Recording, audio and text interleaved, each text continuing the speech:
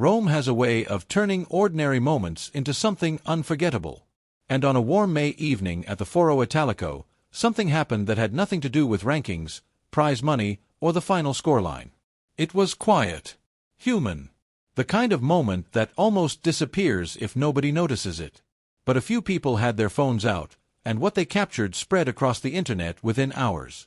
By sunrise the next morning, millions were watching a 20-year-old Filipino girl standing near the players' exit, handing out shirts, wiping away tears, and leaving people strangely emotional without fully understanding why. That girl was Alex Eala. And if you don't know her name yet, you're about to. But to understand why that moment hit so hard, you have to go back a few days earlier. Because what happened at that gate was never just about tennis. It was about what the Italian Open had come to represent for Alex and for the thousands of Filipinos across Europe who came to Rome just to watch her play. The Foro Italico feels larger than sport itself. Marble statues tower over the clay courts. Cypress trees sway above walkways filled with history. Everything about the place makes it feel like moments matter there. And for the Filipino community scattered across Europe, many of them overseas workers who left home years ago to build better lives for their families, Alex's run in Rome became something deeply personal. It wasn't just a tournament anymore. It was a reason to gather. A reason to feel connected to home again. Flags appeared from backpacks and suitcases. Chants echoed through the stadium. Laban Alex. The sound bounced off the ancient stone walls like it belonged there, like Rome had been waiting for that exact voice all along. Alex was playing some of the best tennis of her young career, and the atmosphere around her matches felt rare in the purest way possible. Nothing manufactured. Nothing staged. Just real emotion from people who saw themselves in her story. Because they understood what it means to live far from home while still carrying your country everywhere you go. Then the injury happened. And just like that, the dream of a deep run in Rome came crashing down. The details almost don't matter because every sports fan knows that feeling already. One moment you're competing under the lights, believing the week is only beginning. The next, you're sitting in a medical room with your ankle wrapped, staring at the ceiling in silence, trying to process how quickly everything changed. Alex was told to rest, she was told to keep her ankle elevated, to ice it, to protect it, because the French Open was less than 2 weeks away, and every single day of recovery suddenly mattered. The tournament in Rome was over for her. Most players in that situation vanish. They get in the car, return to the hotel, draw the curtains, and deal with the disappointment alone. No one would have blamed her for doing exactly that. She had every reason to leave. But she didn't. She stayed. She sat in the royal box with her mother, posture controlled in that way young athletes learn when they know cameras are still around, even when the match is no longer theirs. But her eyes gave her away, still processing what had been taken from her. She watched the semifinals unfold on the same courts she had just been forced to leave. Every rally, every cheer, every moment she should have been part of. Then, somewhere between games, she made a quiet decision. She stood up, excused herself, and walked down from the VIP section. Past security who recognized her immediately but said nothing. Past the polished spaces of hospitality and media. She wasn't heading toward the spotlight. She was heading away from it. Toward a small side gate, the player's exit that doesn't appear on highlight reels. No banners. No organized crowds. Just a few fans who wait there anyway, hoping for something real. Not applause. Not spectacle. Just a moment. They weren't thousands anymore. The biggest crowds had already gone home as the tournament narrowed. What remained were the ones who stayed because this meant more than tennis to them. A young girl wrapped in a Philippine flag like a cape. A man holding it tightly even as his arms looked tired. An elderly woman leaning on a cane but still holding her flag up as if it weighed nothing.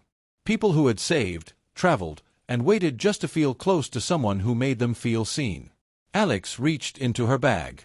And what she pulled out wasn't sponsor merchandise or official souvenirs. It wasn't anything required by protocol. It was shirts. Her own shirts. Simple AE-branded pieces tied to her personal identity. Not something sold in stores, not something distributed at events. Something personal. And she started handing them out. Quietly. One by one. No announcement. No stage. The first went to Sophia, the small girl in front, maybe 10 years old at most, the flag draped over her shoulders like she was carrying something far bigger than herself. Her family had been living in Milan for 6 years. Like millions of Filipinos abroad, her parents left home to work overseas, building a life in a country that wasn't theirs so they could support a family back in the Philippines. Sofia had never actually been to the Philippines. Her idea of home came from stories, from screens, from watching Filipino athletes compete far away in moments like this. An identity carried across borders, pieced together through pride, language, and memory rather than place. When Alex approached her, she knelt slightly and held out the shirt. "Para sa for you." Sofia took it and pressed it to her chest without saying a word. She just nodded, frozen between disbelief and emotion too big for her age to process. Behind her, her mother completely broke down. The second shirt went to an elderly woman near the back. She was leaning on a cane, her arms visibly tired, but she still held her Philippine flag up high. Not because it was easy, but because she had come too far to let it drop now. Alex didn't start with the closest fans or the loudest voices. She walked straight to her. "You've been standing here all day. You should have this." The woman's hands trembled as she accepted the shirt. She lifted it slowly to her face and held it there for a moment, as if trying to take in something she had waited years to feel. When she looked up again, there was a lifetime in her expression. Years of working abroad, years of separation, years of carrying pride that doesn't always have anywhere to land. "Salamat, anak," she whispered. "Thank you, child." And then Alex hugged her. Not a quick, performative embrace for cameras. Not the kind athletes are taught to give in public spaces. She held on properly, like neither of them was in a hurry to let go. The group around them went silent. It was clear this wasn't staged for content or attention. It was just two people, in a foreign city, connected by something deeper than sport. Someone in the crowd leaned over and said quietly, "She's not giving away merchandise. She's giving away pieces of herself." That line, overheard and posted online, became the caption that followed the video everywhere it went. By the time Alex walked back inside, the footage was already spreading. Within an hour, it had passed 5 million views on TikTok alone. By the next morning, it had crossed 20 million across platforms. But the reason it spread so fast and hit so deeply goes beyond numbers. It wasn't the shirts themselves, even though they mattered. It wasn't just Alex, even though her profile has been rising fast. The video spread because of what the moment meant to a very specific community. Millions of people scattered across the world who rarely see their lives reflected back in mainstream sports narratives. The overseas Filipino workers, the OFW community. Millions of Filipinos who left home to work abroad, sending money back every month, missing birthdays, graduations, even funerals. People who build entire lives in foreign cities while still carrying their home country with them in quiet, constant ways. When they saw that video, they didn't just see a tennis player handing out shirts. They recognized something familiar. The instinct to give. The deeply Filipino habit of sharing whatever you have, even when you don't have much at all. The comment sections didn't feel like typical social media anymore. They felt like a shared room. "This is the most Filipino thing I've ever seen," one person wrote. "We don't have much, but we give everything."